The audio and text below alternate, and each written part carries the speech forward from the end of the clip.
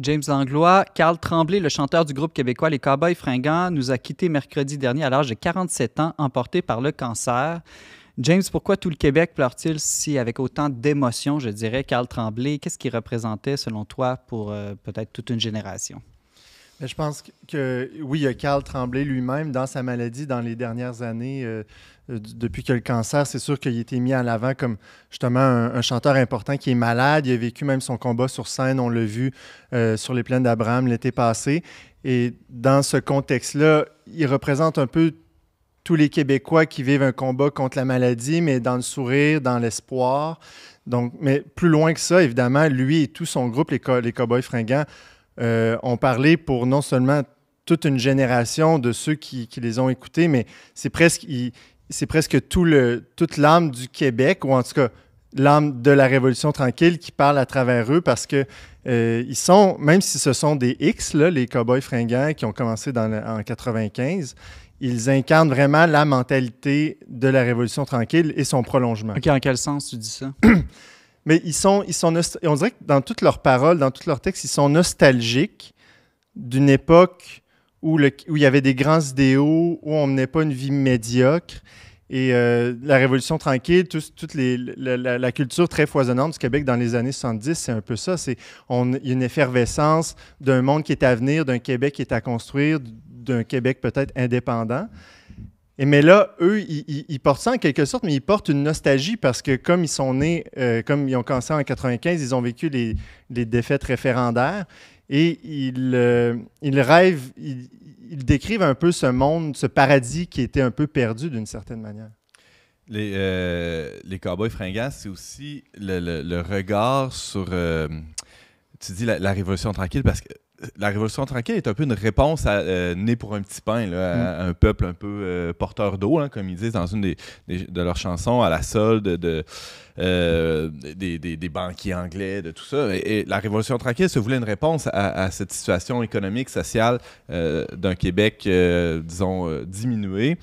Mais là, ce qu'ils constatent, dans ce qu'on retrouve dans leur texte, c'est finalement que le Québécois est assez médiocre et retourné, ou en tout cas... c'est une petite vie, là. Et moi, ce que je trouve très, très touchant dans les textes des Cowboys Fringants, qui étaient interprétés très, très bien par Carl Tremblay, c'est que ce constat-là, cette lucidité-là, cette vérité-là sur ce qu'est être québécois... Mathieu Bellil parlerait de la vie ordinaire, là, de la vie médiocre, finalement, dans laquelle on se complaît. Médiocre veut dire moyen. Très moyen. Ça ne veut pas nécessairement dire très mauvais, ça veut dire dans la moyenne. Oui, mais ça a un sens quand même péjoratif, dans le sens qu'on se contente de quelque chose de moyen. Puis il y a justement pas de transcendance, pas d'idéaux, pas de... Alors, il y a à la fois ce constat-là, mais c'est jamais fait avec mépris, jamais fait avec une espèce de condescendance, parce que ils s'identifient à ça eux aussi. Mais ils viennent de Repentigny, hein, puis je pense que c'est des gars qui... Non, mais c'est le lien avec la médiocrité, James. Non, mais je veux dire, on est habitués aujourd'hui, on salue notre technicienne Marie. Une certaine élite artistique qui vient de la grande ville de Montréal, qui vient avec un certain aura de culture bourgeoise, etc. Mais eux, c'est des gars... Banlieue nord de Montréal. C'est ça, banlieue, donc ils représentent bien cette mentalité de l'ouvrier, du 4-5-0, tout ça. Donc mais je pense justement dans leur capacité à témoigner de l'affection envers la société québécoise dans son ensemble, puis peut-être en particulier pour les classes les plus... défavorisées, ou plutôt défavorisées d'un point de vue existentiel, une espèce de classe moyenne un peu... sans horizon. Mais c'est aussi un band qui a comme une capacité d'attraction à travers les générations. Donc, à travers les classes sociales, mais aussi à travers les générations. Là, c'est peut-être une des dernières grandes institutions de la musique québécoise, de la culture populaire québécoise, qui a comme une capacité à rejoindre la société québécoise dans son ensemble. Puis on sait qu'aujourd'hui, on a une culture qui est de plus en plus décomposée, déstructurée, où les référents culturels de tous et chacun sont différents. Ouais, puis extérieurs à la société québécoise de plus en plus. Quand on va à leurs concerts, on voit vraiment des gens de tous âges, en fait. Là. Donc ça montre bien qu'ils incarnent quelque chose qui rejoint tout le monde dans ses idéaux. Il reflète vraiment notre temps actuel au Québec. Je dirais l'âme québécoise, je pense que tu as dit ça au début de ta chronique. Ouais. Je réécoutais leurs principaux succès ce matin avant l'émission.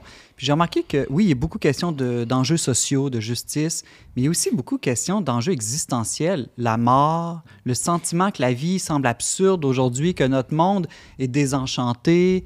Je ne dirais pas du cynisme, mais une mélancolie peut-être. Il y a une quête existentielle dans leur texte. Oui, clairement. Puis c'est drôle parce qu'en même temps, c'est comme si ils pleuraient un monde que leur idéologie avait elle-même causé. Je ne sais pas si vous comprenez, parce que, dans le fond, on peut dire que la Révolution tranquille a ce projet d'une société où il n'y a plus de pauvreté, tout ça, finalement, c'est pas vraiment réalisé. Donc, il y a encore autant d'inégalités qu'il n'avait avant la Révolution tranquille, d'une certaine manière, aujourd'hui, avec les éclatements de la famille qu'on connaît, etc. Donc, tout ça vient en partie de la Révolution tranquille. Et aujourd'hui, on est confronté à ce monde absurde où tout est en fonction du travail, du capital, de la consommation. Et c'est une société clairement matérialiste qui nous vient de la Révolution tranquille. Et donc, eux, c'est comme s'ils ne voyaient pas les causes derrière. C'est ça. Est-ce qu'on peut dire que c'est des prophètes qui mettent bien le doigt sur le bobo, mais qui n'arrivent peut-être pas à voir la solution? Tout à fait. Il y a des particularités propres à la société québécoise, à la culture québécoise contemporaine, qui font en sorte qu'on a de la difficulté à avoir une nostalgie passer le mur de feu de la Révolution tranquille. Ouais. Mais cette nostalgie-là, moi, en tout cas, mon expérience des Cowboys fringants, j'ai beaucoup écouté les Cowboys fringants quand j'étais plus jeune. C'est vraiment un band qui a été important pour ma génération. Puis je pense que vraiment, l'élément central, c'est la nostalgie. Puis je pense que cette nostalgie-là, même si elle est orientée vers la vitalité québécoise des années 60-70, elle pointe vers une vérité, là, vers le désir d'un ethos commun, d'un projet de société, d'une orientation générale qui unit un peu tout le monde. Puis ça se voit à travers leur capacité eux-mêmes à unir tout le monde.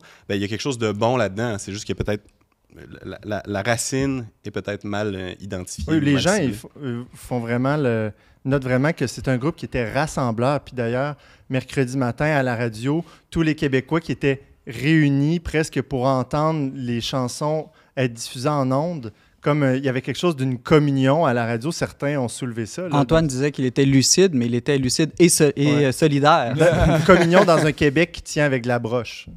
La musique a quand même cet effet encore rassembleur. Oui. Avez-vous déjà vu les Cowboys en show, en spectacle, vous? Pas moi. Moi, j'ai une relation particulière pour être présent dans les foules. Je les ai vus à la télé. Et toi, Antoine? Ouais, je me souviendrai toujours d'un spectacle qu'ils sont venus donner au Cégep de la Pocatière, un spectacle durant lequel j'ai eu ma première expérience de body surfing. Pour ceux qui ne savent pas la première, donc il y en a eu plusieurs autres. Non, la dernière aussi. Dans les parties de Noël du Verbe. D'habitude, l'atterrissage se fait rarement en douceur là, dans ce genre d'expérience. Mais, merci pour cette anecdote personnelle, Antoine. Ça me fait plaisir, mais ça, c'est une autre époque. Hein. J'avais des cheveux longs, imaginez.